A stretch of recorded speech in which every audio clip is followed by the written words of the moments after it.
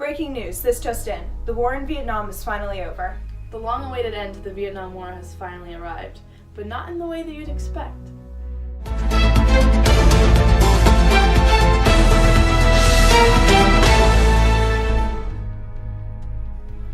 This was live footage of the famous day that many will remember, January 27, 1973, when the North Vietnamese Foreign Minister and the United States Secretary Rogers finally agreed on the conditions of the Paris Peace Accords.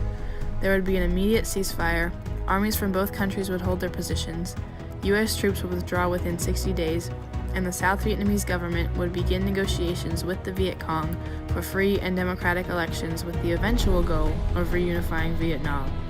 Since then, the North Vietnamese and Viet Cong have repeatedly violated the accords, forcing further U.S. involvement past the once promised 60 days.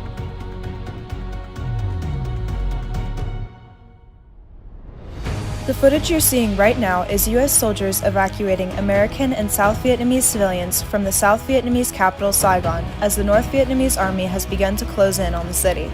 In 18 hours, Operation Frequent Wind has successfully evacuated more than 1,000 American civilians and nearly 7,000 Vietnamese refugees.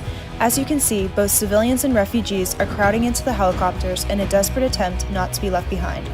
Once the helicopters are filled to the brim, they're flown to nearby U.S. ships waiting just off the coast of South Vietnam, where they land and unload before taking off again. The problem became that these ships weren't built for more than one helicopter, so to make room for the incoming helicopters would be pushed overboard. Another problem was that the South Vietnamese helicopter pilots weren't trained to land on a moving ship, so instead they would crash land into the ocean, jumping out at the last instant to swim for the closest ship, where U.S. sailors or Marines would help them up.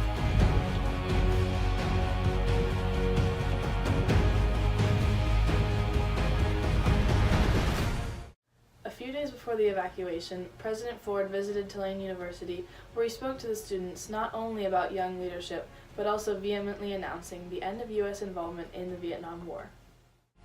The combatants had not gotten the word, yet the epic struggle nevertheless restored America's pride. Today, America can regain a sense of pride that existed before Vietnam.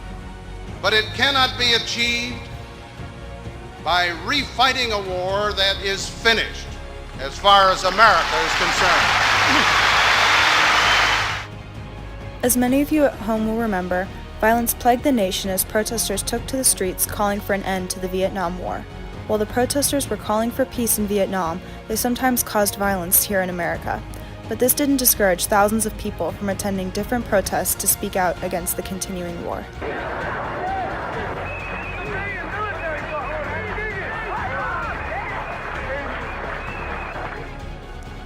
As our weary soldiers returned from their long deployment in Vietnam, they were greeted with insults and harassment from our own citizens who were previously protesting for their safety.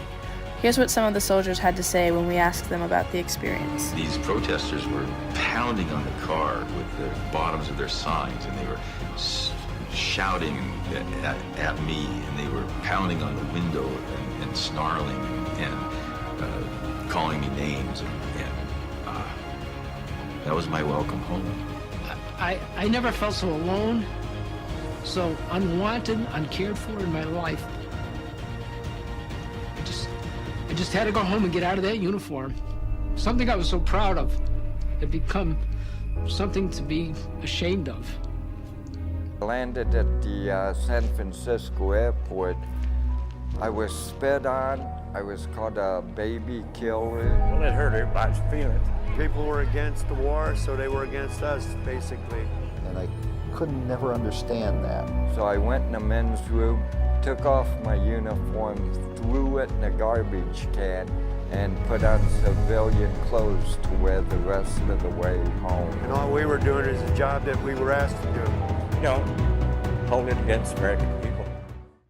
The official surrender of Saigon after the evacuation was announced by the South Vietnamese President General Dung Van Minh on April 30th, 1975, when he surrendered to the North Vietnamese Colonel Bui Tin, after which Tin explained to me, "You have nothing to fear. Between Vietnamese there are no victors and no vanquished. Only the Americans have been beaten. If you are patriots, consider this a moment of joy. The war in our country is over."